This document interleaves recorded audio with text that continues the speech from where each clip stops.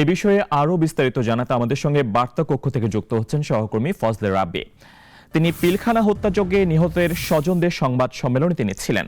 রাব্বি, আপনার কাছ থেকে একটু বিস্তারিত জানতে চাই, পিলখানা হত্যাকাণ্ড নিয়ে নিহতদের স্বজনদের মূল যে অভিযোগ সেটি কি আসলে? আচ্ছা, আপনি জানেন যে 2009 সালের 25শে ফেব্রুয়ারি কিন্তু এই যে পিলখানা বিডিও বিদ্রোহ যে হত্যাকাণ্ড হয়েছে, এই হত্যাকাণ্ডের কিন্তু আজকে 15 বছর অতিবাহিত হচ্ছে এবং এই দীর্ঘ 15 বছর অতিবাহিত হলেও কিন্তু আসলে সঠিক বিচার এখন পর্যন্ত আসলে কিন্তু দেখা যায়নি, যার ফলে কিন্তু মানে স্বজনদের মধ্যে এক ধরনের ক্ষোভ এখনও কিন্তু দৃশ্যমান আছে।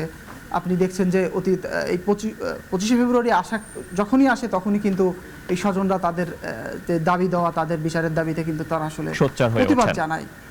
তো এই যে সদ্য সরকার পদত্যাগ করার পর থেকেই কিন্তু তারা আসলে অনেক বেশি তাদের বিচারের দাবি জানাচ্ছে। এবং আপনি জানেন যে মেজর শাকিলের ছেলে যিনি রাকিন আহমেদ, তিনি কিন্তু আজকে সরাসরি সংবাদ সম্মেলনে দাবি করছে যে শেখ হাসিনা অর্থাৎ সাবেক যে যিনি প্রধানমন্ত্রী ছিল, এই হত্যাকাণ্ড কিন্তু আসলে তার ইন্ধনেই হয়েছে এবং তার সাথে যুক্ত ছিল শেখ সেলিম সহ আওয়ামী লীগের যে নীতি নির্ধারক সহ যে ক্ষমতাসীন দলের নেতাকর্মী ছিল, তারা কিন্তু হত্যাকাণ্ডের সাথে আসলে প্রত্যক্ষভাবে জড়িত এবং এই দাবি কিন্তু আসলে তারা জানাচ্ছেন। এবং একই সাথে এই দাবিতে তারা তৎকালীন সরকারকে কিভাবে তারা জড়াচ্ছে, আসলে সেই হিসেবে তারা কি বলছে?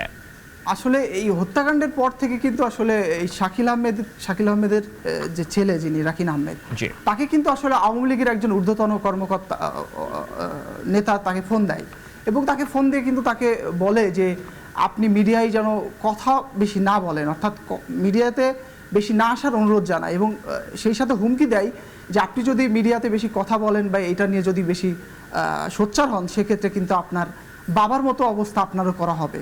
তো এই জায়গাটাই থেকে কিন্তু আসলে সে এবং তারা তৎকালীন সরকারকে এতে দায়ী মনে করে তারা। অনেক ধন্যবাদ আপনাকে রাব্বি আমাদের সঙ্গে যুক্ত হওয়ার জন্য।